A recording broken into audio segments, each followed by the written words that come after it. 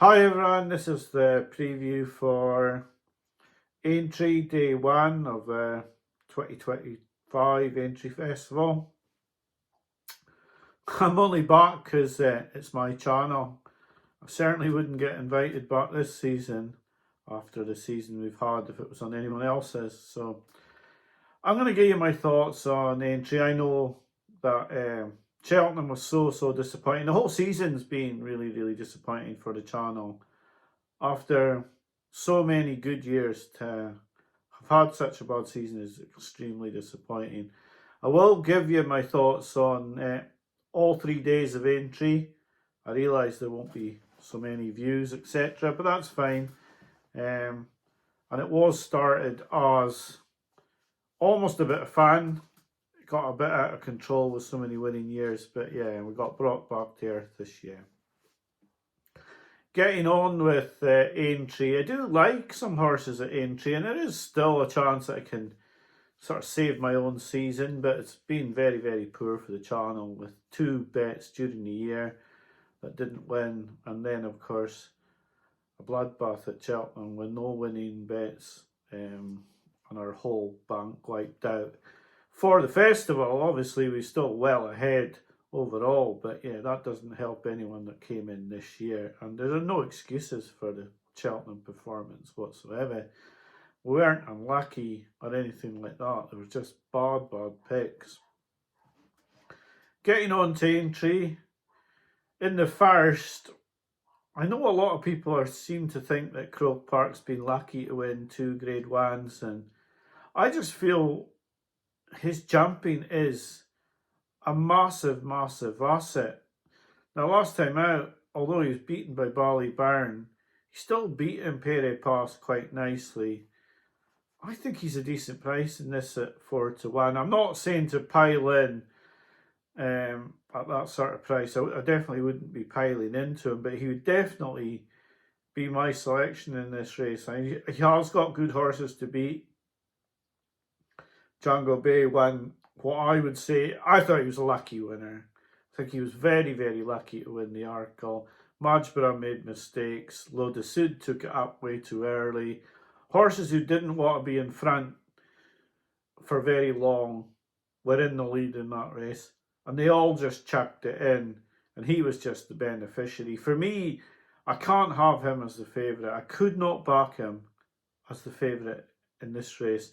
If he wins as favourite, fair enough, I'll take my medicine, but I'm not going to be backing Django Bay.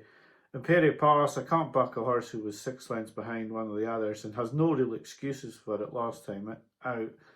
Gidley Park has got a chance, would be a worry for me, but he's so injury prone. I'll prefer to stick with a proven Grade 1 winner in Croke Park, who's not really that bad a price at 4-1, and he'd be my selection.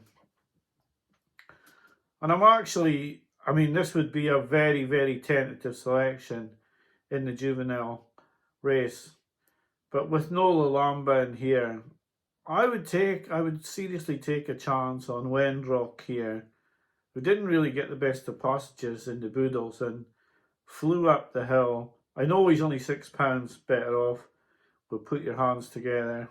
That may not be enough. The favourite may be well enough in to win this, but I'll take my chances on Wendrock. I think I have to go back to the horses I fancy, not looking just to try and find the obvious horse in the race to try and make a profit on the videos. I need to get back to basics now. And I think Wendrock, I've thought all season he's a better horse than we've seen. I have a feeling they were just getting him handicapped for Cheltenham. He didn't get the best of passages, like I said, and I just wonder if he's a bit better than he's looked. He did have a harsh handicap rating for that race at Cheltenham as well. So at 12-1, I would take Wendrock. Now, I'm not saying to smash the piggy banks or anything, but I do like Wendrock in this race. There are lots of reasons to be opposing a lot of the horses at Aintree this week.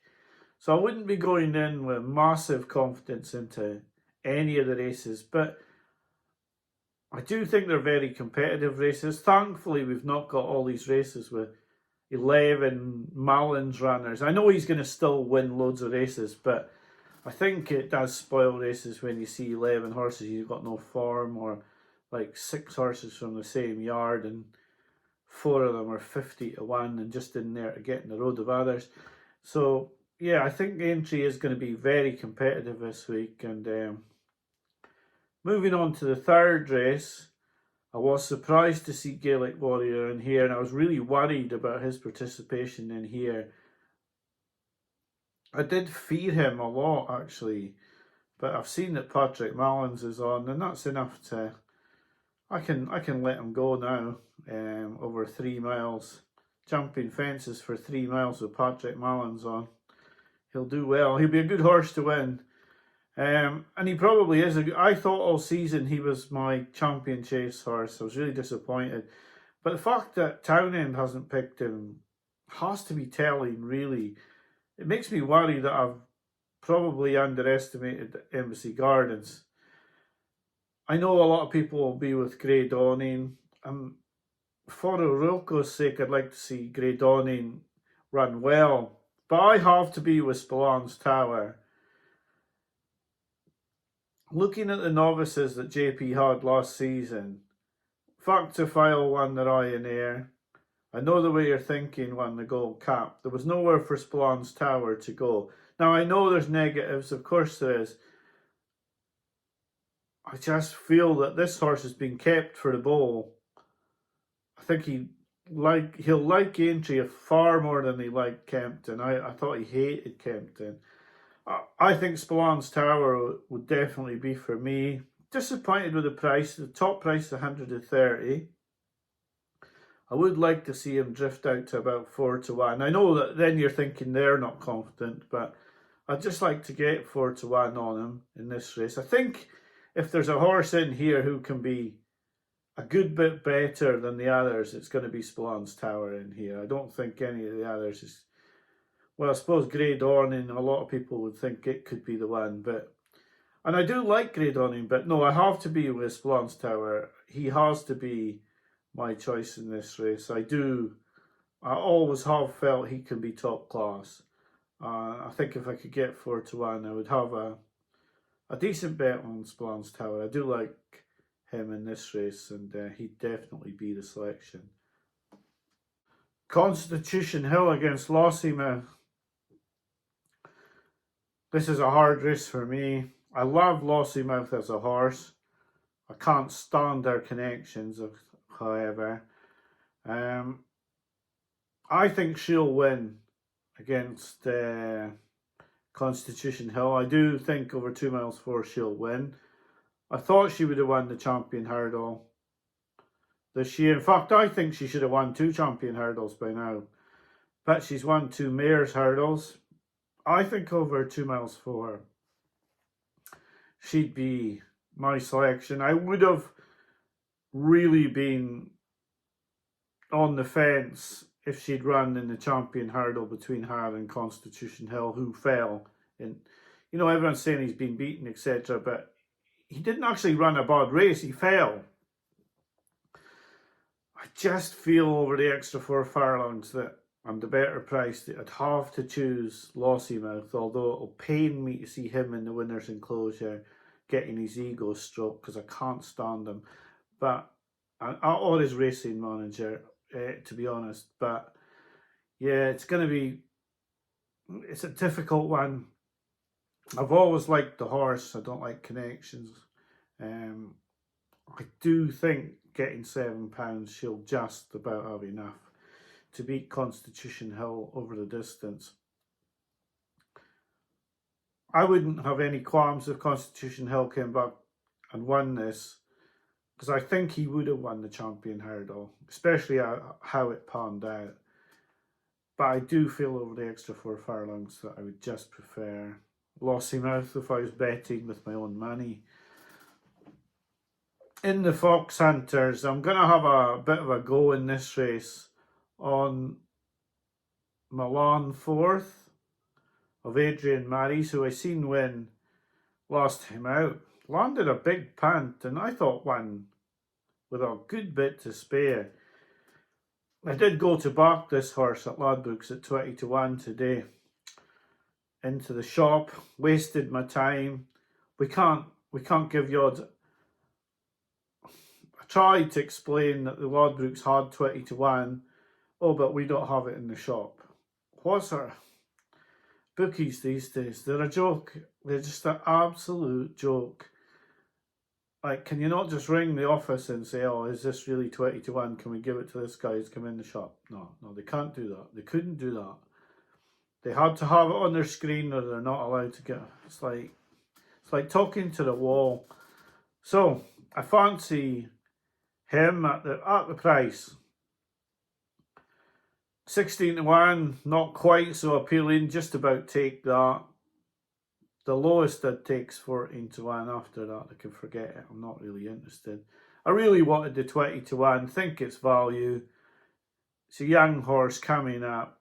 Probably, you know, there's so many things that can go wrong for a young horse like that, over the national fences, first time travelling outside Ireland, etc., etc. So you want the 20-1 to make up for it, and you can only get 16s. It's a hard one to call. I have backed at 16s, but I wanted the 20s. But I wouldn't take much lower than that, because it's just a bit of a... I do fancy the horse, but I'm not prepared to play under the odds. And I feel like if you were taking anything less than 14-1, you would be well under the odds then. I think 16 is probably right. 20s is a little bit big. A couple of horses to look at in the Red Rum. Paul Nicholls has got Sans Brouet back to a mark of 130. Won this last season off 128. Had gone up to 140, so down £10, and I think that might just be enough to see this horse put in a better showing. However, it's a Nicholls horse, and a lot of these haven't been running well this season. The other one who's got very strong Irish form is the Folks Tiara. Really strong form this horse has. For De Bromhead and Rachel Blackmore, this has got a very good chance as well. So those would be my two in that race. And in the finale, the bumper for mares, I've backed Jockey Hobbs this season. I thought she was very impressive. I think I would just stick with this horse, Harry Derham's horse. It's a bit of a token selection in truth. I wouldn't be going crazy on the horse or anything like that, but I do sort of think that's the one for me. If I was going to have a bet in this race, it would be Jockey Hobbs. So, in conclusion, my selections are Croke Park, Wendrock, Spillon's Tower, Lossiemouth, Milan 4th. I took 2 in the Red Rum, the Folks Tiara and Sans Brouet, and Jockey Hobbs was my token selection in the bumper. I think out of them all, if I was pushed, I do like Milan 4th. The price is not quite what I hoped for. If I got 20-1, I would have a decent bet there. I do like Spillon's Tower. If I could get 4-1 on him, I'd like a decent bet on him. Even though the ground may not be quite right for him, I would definitely back him at 4-1. Croke Park probably would be just below those sort of strength of bets. I did have a bet on Sans Brouet at 10s, anti-post, so not so keen at the 6s on that one. But yeah, this is just my selections for the first day of Aintree. Like I say, you know, I should have a wealth warning attached to my videos at the moment. This season has been woeful, but your form can turn in a heartbeat. Hopefully it will. Certainly need it to. But yeah, probably nap of the day for me would be, at a short price, probably Spillon's Tower. But if you were looking for a decent outsider, I would go with Milan 4th. in the Fox Hunters. So I hope you have a good first day at Aintree, and I'll be back to you tomorrow. I'll put up my thoughts for Friday, and late on Thursday sometime I'll put up my thoughts for Saturday. Good luck at Aintree to everyone following the channel. Bye for now.